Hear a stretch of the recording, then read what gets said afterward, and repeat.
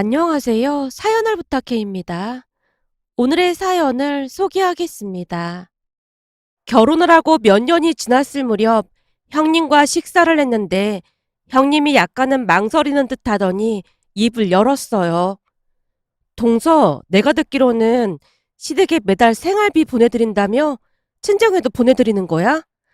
네, 친정 부모님은 육아를 도와주시니까 매달 100만 원씩 드리고 있고 시댁에는 70만 원씩 보내드리고 있어요. 친정 부모님이 육아를 도와주시는데 100만 원은 너무 적은 거 아니야? 그리고 시부모님은 해준 것도 없는데 뭐하러 70만 원씩이나 보내드려? 형님이 제 눈치를 보는 듯 했기에 제 속마음을 그대로 말했습니다. 두 분이 평생 농사 지으셔서 힘들게 자식들 키우셨잖아요. 저희는 집도 친정에서 해줘서 큰 어려움도 없고 해서 드리고 있어요. 땡볕에서 농사일 하시는 게 보통 힘든 일이 아닌데 지금도 열심히 일하시는 모습이 안쓰러워서 드리고 있어요. 하긴 동선에는 친정이 잘 사니까 그럴 수도 있겠네. 라며 형님이 조용히 커피를 마셨습니다. 그 모습에 저도 조용히 물었어요. 형님, 근데 그건 왜 물어보시는 거예요? 아니, 얼마 전에 어머님이 나한테 전화해서 싫은 소리를 좀 하시더라고. 동선에는 매달 돈을 보내오는데 니들은 양심도 없대나 뭐래나 막 그러시면서 나보고 맞벌이가 아니라 한심하다는 듯이 말씀하시길래 한번 물어본 것뿐이야. 원래부터 시어머님이 전업주부 엄청 싫어하시거든. 형님은 육아 때문에 회사 그만두신 거잖아요. 근데 그런 식으로 말씀하시면 안 되는 거 아닌가요? 형님 어깨가 축 처져 있는 모습에 제가 위로차 말했는데요. 긴 한숨을 내쉬던 형님이 다시 입을 열었습니다. 말도 봐. 우리 어머님은 집에서 살림하는 사람은 사람 취급도 안 한다니까. 사람을 얼마나 깔보고 우습게 생각하는지 몰라. 사실 내가 이런 얘기하기 좀 그렇긴 한데 나도 맞벌이 할 때는 동서처럼 시부모님 생활비 보태라고 매달 20만 원씩 보내드렸거든. 근데 시간이 지나면 지날수록 그걸 당연하다고 생각하시더라고. 그러니까 한마디로 고맙다는 생각 자체를 못 하시는 분들이야. 지금 동서한테도 그런 마음일걸? 정말요? 아마 나중에 동서가 회사 그만두고 용돈 줄이면 바로 본색을 드러냈을 거야. 나도 그것 때문에 한동안 엄청 시달렸거든. 사실 나도 처음에는 동서처럼 농사일 하시는 시부모님이 안쓰러워서 이것저것 챙겨드리려고 많이 노력했는데 시간이 가면 갈수록 고마움보다는 조금만 못해도 서운한 내색이 역력하시더라고. 그 뒤부터는 그냥 마음이 차갑게 식어버렸어. 그렇잖아. 이 마음이라는 것도 쌍방의 정서적 교감이라는 게 있어야 하는 건데 나만 혼자 노력하고 있으니까 마음이 통할 리가 없잖아. 그래서 어차피 욕먹을 거 그냥 하지 말자 그런 생각이 들더라고. 덕분에 지금은 편하게 잘 지내고 있고 말이야. 그러니까 동서도 너무 마음 주지 마. 내가 겪어보니까 나만 가족이라고 생각했던 거고 시부모님한테 나는 그냥 아들이랑 결혼한 여자일 뿐이더라고. 참 대단한 게 그 생각에 절대 바뀌지 않더라고. 형님이 구구절절 그동안 있었던 일에 대해 이야기를 했는데요. 듣고 보니 형님 심정이 충분히 이해가 됐습니다. 하지만 사람은 겪어봐야 알 수가 있다고 했던가요? 형님의 말이 크게 공감이 되긴 했지만 시부모님이 잘해주시는 모습에 그냥 잊고 지냈습니다. 그러던 중 코로나가 창궐하면서 회사가 어려워지기 시작했고 얼마 뒤 회사를 그만둘 수밖에 없었어요. 그 바람에 갑작스레 전업주부가 되었습니다. 남편 월급만으로 생활을 해야 했기에 조금은 아껴 쓸 수밖에 없었고 시부모님께 드리던 돈을 50만 원으로 줄일 수밖에 없었어요. 물론 제가 영어 전공자였기에 나중에는 과외를 하면서 조금씩 돈을 벌 수 있게 되었지만 예전처럼 월급이 몇백씩 되는 게 아니었기에 우리 입장에서는 조금씩 줄일 수밖에 없었습니다. 하지만 그 와중에도 시부모님께 매달 50만 원씩 잊지 않고 보내드렸고 제가 과외를 하는 동안 육아를 도와주시는 친정 부모님께는 여전히 100만 원씩 드렸습니다. 100만 원이 적은 금액임을 잘 알고 있었지만 부모님은 항상 제게 그 돈도 많다며 미안해했습니다. 제가 매달 돈을 드릴 때마다 엄마가 억지로 받으며 말했거든요. 우리가 돈이 없는 것도 아닌데 뭐하러 자꾸 돈을 준다고 그래. 엄마가 육아를 도와주는데 당연한 거지. 엄마, 주변에 보면 육아 도와주는데 100만 원은 터무니없이 적은 돈이라고 하더라고. 겨우 100만 원 드리는 건데 당연히 받아야지. 손주가 예뻐서 겸사겸사 봐주는 건데 돈을 받자니 영 걸려서 그래. 우린 니들만 잘 살면 그걸로 충분하거든. 라는 말만을 할 뿐이었습니다. 그렇게 저는 과외를 하면서 나름 열심히 살고 있었어요. 그러던 어느 날은 시어머님이 전화를 해서 불만을 쏟아냈습니다. 예, 통화 가능하니? 네, 어머님. 내가 듣자하니 너 회사에서 잘렸다며? 네?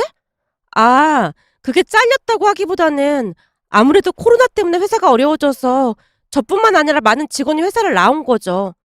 그게 그거지. 네가 능력이 좋았으면 남아 있었겠지. 근데 네가 나온 거 보면 실력이 별로였나 보구나. 우리 둘째가 네 영어 실력이 엄청나다고 자랑자랑을 하더니만 그것도 아니었나 보구나. 아, 그러게요. 암튼 그렇게 됐네요. 평소 시어머님의 말투와는 너무나 다른 모습이었기에 약간은 놀란 채 제가 얼버무리고 말았는데요. 시어머님이 본색을 드러내기 시작했습니다. 너 말이야, 그 뭐냐? 우리한테 보내주는 돈을 요즘 줄여서 보내주던데 그러면 안 되는 거다. 네? 그게 무슨 말씀이세요? 무슨 말은 뭐가 무슨 말이야? 다 알아들었으면서 뭘 다시 묻고 그래. 우리한테 보내는 돈을 줄여서 우리가 보통 불편한 게 아니란 말이잖니. 네가 매달 70만 원씩을 보내줘서 거기에 맞춰 생활을 하고 있었는데 갑자기 50만 원씩만 보내줘서 지금 사는 게 보통 힘든 게 아니야. 시어머님이 짜증 가득한 목소리로 불만을 쏟아내고 있었습니다. 그 말을 듣는데 전에 형님이 했던 말이 떠올라서 저도 모르게 헛웃음이 새어나오고 말았는데요. 형님 말대로 시부모님은 자식들이 고생을 하던 말던 전혀 관심이 없는 듯 해 보였습니다. 시어머님이 바로 친정엄마를 언급했거든요. 내가 듣자하니 안사도는 매달 100만 원씩 받는다고 하던데 우리한테는 겨우 50만 원만 주고 너무하잖니. 이런 게 차별이 아니고 뭐겠어. 이래서 아들만 있으면 서럽다는 말이 있나 보구나. 아들이라고 있어봐야 지쳐 눈치 보느라 우리는 어떻게 되든 상관도 안 하고 처가에만 잘하는 거잖니. 어머님, 그 말씀은 이치에 맞지 않는 것 같은데요? 뭐? 이치에 맞지 않다니? 그게 무슨 말이야? 제가 시어머님의 말을 정정하려던 순간 시어머님이 발끈했습니다. 하지만 아랑곳하지 않고 시어머님 말을 정정했어요. 어머님, 우리 엄마는 지금 저희 육아 도와주고 계시잖아요. 그런데 그런 식으로 말씀하시면 안 되는 거 아닐까요? 예, 손주들 봐주는 게 뭐가 일이라고 그런 소리라는 거니? 전에 내가 안사돈이랑 통화한 적이 있었는데 안사돈이 하는 말이 예쁜 손주들 보느라 시간 가는 줄 모르겠다고 하더구나. 그러니 안사돈 입장에서는 오히려 돈을 더 보태줘야 하는 게 맞는 거 아니겠니? 그런 와중에 우리 돈은 줄이고 안사돈은 100만 원씩이나 드린다는 게 말이나 되는 소리니? 그러니 앞으로 우리한테도 100만 원씩 보내라. 시어머님이 당당하게 요구하고 있었어요. 시어머님의 말에 할 말을 찾지 못한 채 당황하고 있었는데요. 시어머님이 다시 말을 꺼냈습니다. 그럼 내 말 알아들은 걸로 알고 난 이만 전화 끊으마. 어머님, 잠시만요. 죄송한데 그렇게는 못하겠습니다. 뭐? 그렇게는 못하겠다니? 너 지금 말 다 한 거니? 네, 저는 돈을 더 보내드릴 생각이 추후도 없습니다. 시어머님의 태도에 기분이 상할 대로 상했던지라 제가 단호하게 말을 했는데요. 갑작스런 단호함에 시어머님도 당황을 한 모양인지 후다닥 전화를 끊는 모습이었습니다. 시어머님과 통화 후 내내 씁쓸한 마음을 감출 수가 없었는데요. 형님 마음이 어떤 마음이었을지 더욱 이해가 됐으니까요.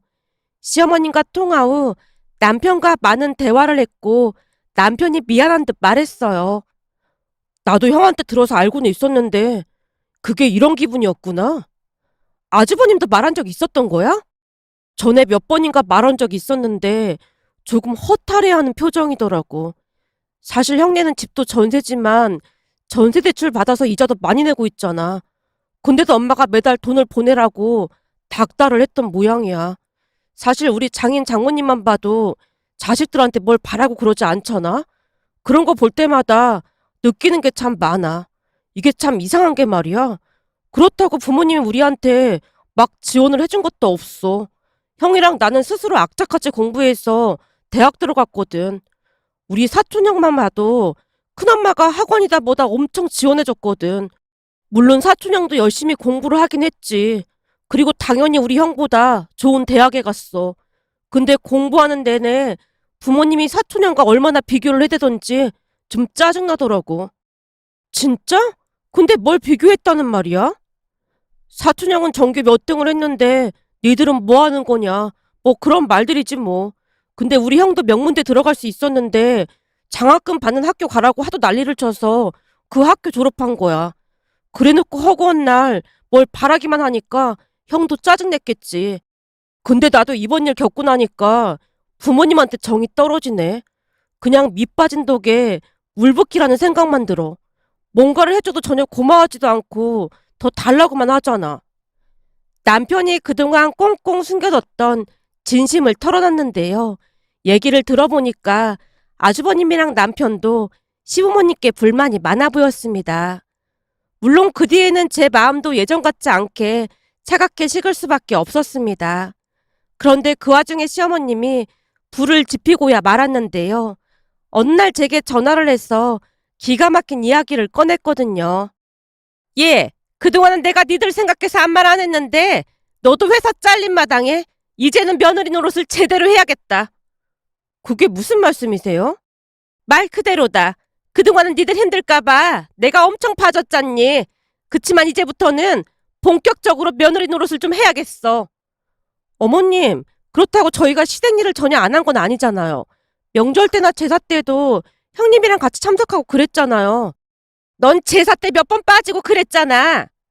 그야 회사를 다녔으니까 2번 정도 참석을 못한 적은 있었지만 몇 년 동안 2번 빠진 건 나름 최선을 다했다고 생각하는데요. 거기다 제가 못 가는 대신 제사에 쓰시라고 돈도 많이 보내드렸잖아요. 결혼해서 사는 몇 년 동안 2번 정도 제사를 빼먹은 걸 거론하는 모습에 순간 욱한 마음이 들어 저도 모르게 목소리가 높아지고 말았습니다. 한마디로 갈등이 극한으로 치닫고 있었다고 해야 할까요? 그리고 곧 시어머님의 반격이 시작됐습니다. 너 말이야. 지금 날 이겨먹으려고 하는 모양인데 나 때는 며느리가 감히 시어머니 눈도 제대로 못 마주쳤다. 근데 어디서 꼬박꼬박 말대꾸야. 암튼 요즘 것들은 오냐오냐 해주면 한도 끝도 없다니까. 어머님, 저 지금 바쁘니까 용건만 말씀해주세요. 바쁜 건 나도 바빠.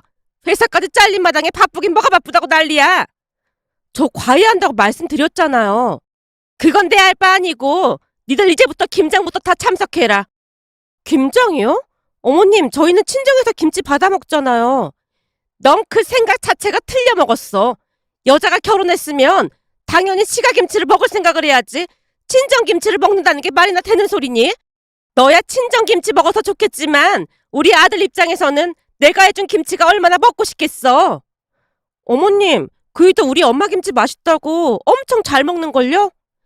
시어머님 말투에 점점 약이 올랐기에 저도 같이 맞대응을 하고 있었는데요.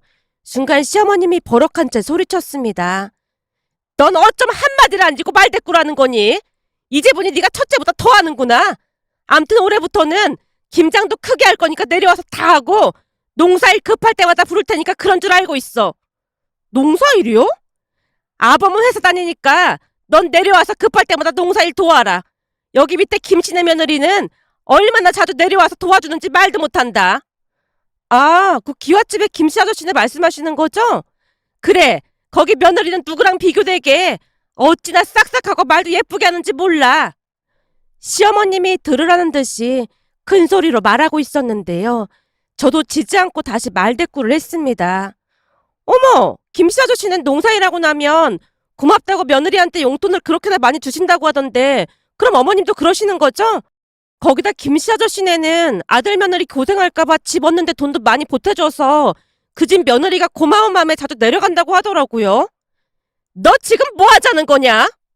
아니, 어머니께서 맨날 여기저기 비교를 하시니까 제 입장에서는 억울하잖아요.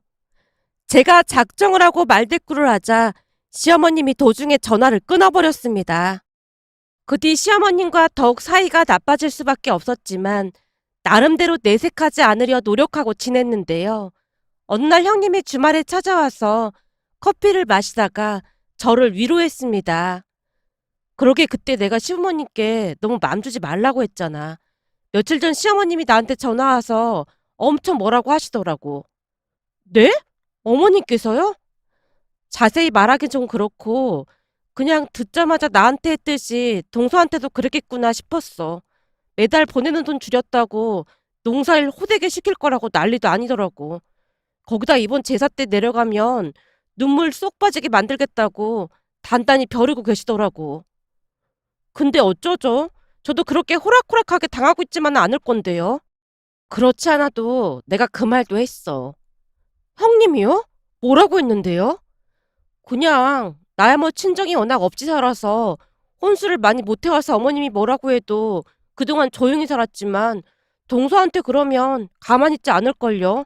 집까지 온 동서가 뭐가 아쉬워서 참고 있겠어요. 저라면 절대 못 참을 것 같네요. 막 이랬지 뭐. 진짜요? 그랬더니 어머님이 뭐라고 하셨어요? 니들 둘이 짜고 그러는 거 아니냐면서 길길이 날뛰고 난리도 아니었지 뭐. 나도 결혼한 지 좀 되다 보니까 이제는 그냥 덤덤해지더라고. 무엇보다도 나한테 전화해서 동서 험담하는 모습에 어찌나 짜증이 나는지 몰라. 그렇잖아. 나한테 동서 험담을 그렇게나 하는 분인데 어디 가서 내 험담도 엄청 할 게 뻔하잖아. 그래서 더 짜증났던 것 같아. 형님이 옅은 미소를 지은 채 커피를 마셨는데요. 사람 마음이라는 게 어쩜 빈대떡 뒤집듯 그럴 수가 있는 것인지 이해할 수가 없었습니다. 다행히 그날 형님과 이런저런 이야기를 하며 스트레스를 풀었어요. 그런데 얼마 뒤 제사 때 시댁에 내려갔더니 시어머님이 정말이지 말도 안 되는 억지를 부려댔습니다. 이제 보니 버섯을 깜빡했네. 둘째 너는 뒷산에 가서 버섯 좀 캐와라. 네? 버섯을 어디서 캐와요? 동네 뒷산을 쭉 따라가다 보면 주변에 버섯들이 보일 게야. 그럼 보고 캐오도록 해라. 어머님, 저 버섯 종류도 잘 모르는데 어떻게 캐와요? 어찌나 황당했던지 제가 짜증스레 물었는데요. 못 캐오긴 왜 못 캐와? 저기 김씨네 며느리는 저번 달에 산에 가서 버섯을 한 서쿨이나 캐왔다는데 어찌나 똑똑하던지 한눈에 식용버섯을 알아봤다지 뭐니? 김씨네 며느리도 하는데 넌 그 정도도 못하니? 아니요, 저는 못합니다. 아니 그 집 며느리는 잘도 하는데 너는 왜 못해? 저는 하고 싶지도 않고 하지도 않을 겁니다. 뭐? 너 지금 그 말투가 뭐니? 시어머니를 이겨먹겠다는 거니? 이래서 집안에 사람이 잘 들어야 한다는 말이 있는 거야. 어디서 대먹지 못한 것이 굴러들어와서 집안을 시끄럽게 만들고 있어. 당장 가서 버섯 캐와. 아니요. 잘못 캐면 큰일 날 수도 있다는데 저는 절대 못하겠습니다. 뭐가 어쩌고 어째? 이게 시의 미를 뭘로 알고? 시어머님이 제게 삿대질까지 하며 소리치고 있었는데요. 그 순간 아주버님이 목소리를 내리깔고 시어머님을 말렸어요. 어머니, 그만하시죠. 뭐? 넌 네 재수씨가 나한테 대드는 거 보고도 그런 말이 나와? 엄마가 잘못한 게 맞잖아. 버섯은 나도 종류를 잘 몰라서 못 캐는데 서울에서 나고 자란 집사람이 버섯을 어떻게 캐겠어? 이건 누가 봐도 억지야. 그러니까 그만 좀 해. 아주버님뿐만 아니라 남편도 압박을 하자 시어머님이 다시 저한테 화살을 돌렸습니다. 이게 다 너 때문이야. 그러게 네가 말만 잘 들었어도 집안이 이렇게 시끄럽진 않았을 거 아니야. 옛말에 암탉이 울면 집안이 망한다는 말이 괜히 있는 게 아니야. 이건 새파랗게 젊은 게 시애미를 못 이겨먹어서 안달이 났으니. 시어머님이 한탄하듯 제게 쏘아붙였고 중간 아주버님이 비꼬듯 말했습니다. 그러게요. 우리 집은 엄마 암탉이 제일 문제네요. 뭐? 엄마 암탉? 엄마 암탉이 어찌나 울어대는지 집안이 조용할 날이 없잖아요. 아주버님이 계속 비아냥거리고 있었는데요. 순간 시어머님이 난데없이 제게 소리쳤습니다. 집안을 이 지경으로 만드니까 좋니? 좋아? 어디서 그지 같은 게 굴러들어와서 집안을 난장판으로 만들어놔? 라며 시어머님이 이성을 잃은 채 제게 달려들고 있었는데요. 그동안 쌓였던 게 폭발한 듯 아주버님이 두 손으로 식탁을 내리치며 소리쳤습니다. 어머니, 제발 그만 좀 하세요. 그동안 재수 씨가 매달 70만 원씩 보내드린 게 어디 쉬운 일인 줄 아세요? 그거 진짜 어려운 일이에요. 대체 두 분은 우리를 왜 낳으신 거예요? 자식 낳아서 노후 편하게 지내시려고 낳은 거예요? 아니, 애가 지금 무슨 소리 하는 거야? 어머니, 그동안 재수 씨가 우리한테 명절 때마다 한우 세트를 2개씩이나 보냈어요. 그게 왜 그런 거 같으세요? 뭐? 대체 뭐 한다고 니들한테 한우 세트를 2개씩이나 보냈어? 우리 형편 뻔히 아니까 하나는 우리가 먹고 또 하나는 처가에 가지고 가라는 뜻이었겠죠. 어머니는 언제 한번 그런 생각 해보신 적 있으세요? 아니죠. 어머니는 명절날 우리가 용돈을 얼마나 주나 그 생각뿐이었겠죠. 저 밑에 김씨네 자식들은 얼마를 줬는데 우리 자식들은 얼마를 줬네. 그 계산만 하고 있었겠죠. 니들도 나중에 자식들 키워봐. 니들은 안 그럴 것 같아? 아니요. 저는 절대 안 그러려고요. 저는 제 자식이 힘들던 말던 무조건 바라기만 하는 부모는 절대 안 될 겁니다.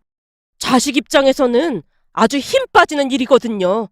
우리는 이만 올라가 볼 테니까 재산은 알아서 지내세요. 뭐? 그냥 올라가면 어떡해? 시어머님이 말렸지만 아주버님이 우리를 데리고 시댁을 나왔습니다. 그날 아주버님이 제게 한마디를 더 했어요. 재수씨, 지금 드리고 있는 그 50만 원도 그만 드리세요. 드려봐야 고마워하지도 않는 분들입니다. 그 돈으로 사돈 어르신 두 분께 잘하세요. 형 말이 맞는 것 같아. 그동안 장모님 고생 많으셨는데 그렇게 하자. 남편도 대놓고 거들었기에 그 뒤에 우리는 시댁에 드리던 돈을 끊어버렸습니다. 그렇게 모든 지원을 끊어버리고 연락까지 하지 않자 시어머님이 혼비백산한 채 전화를 하기 시작했어요. 하지만 아무도 전화를 받지 않자 직접 올라오셨고 제게 미안하다고 사과까지 했습니다. 내가 미쳤었나 보다. 욕심에 눈이 멀어서 그랬다. 그동안 정말 미안했어. 네, 알겠습니다. 그럼 그 돈은 다시 보내주는 거지? 제가 사과를 받아들이자마자 시어머님이 바로 물었는데요.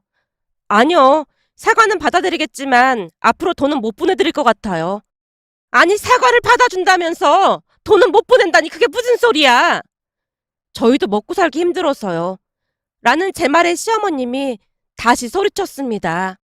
내 사과 받아준다며. 근데 돈을 못 보내겠다니 그게 말이야, 방구야. 말씀드렸잖아요. 저희도 먹고 살기 힘들다고요. 제 말에 시어머님이 길길이 날뛰다 내려가셨는데요. 그 뒤에도 저는 절대 돈을 보내드리고 있지 않고 있답니다. 그로 인해 시어머님이 다시 사과도 해봤다가 윽박도 질러봤다가 난리도 아니었지만 상관하지 않고 있답니다. 얼마 전 결혼한 친구와 식사를 했는데 친구가 시댁에 첫 용돈을 드렸더니 시어머님이 고마워서 눈물까지 흘렸다는 말에 씁쓸한 마음이 들어 이렇게 글 남겨봅니다. 오늘의 사연은 여기까지였습니다. 즐겁게 보셨다면 구독, 좋아요 부탁드립니다. 고맙습니다.